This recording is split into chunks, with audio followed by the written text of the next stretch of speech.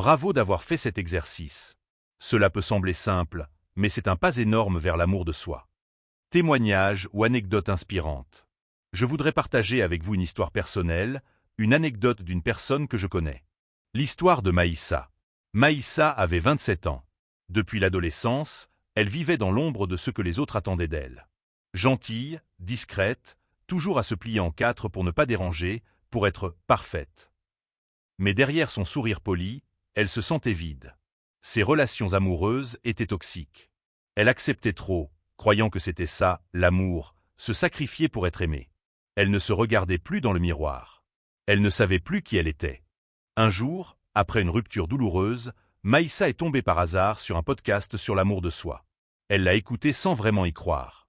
Mais une phrase l'a bouleversée. Ce que tu acceptes de toi-même définit ce que les autres te donnent. Cette nuit-là, elle a pleuré longtemps. Puis elle a décidé, je vais m'aimer. Même si je ne sais pas encore comment.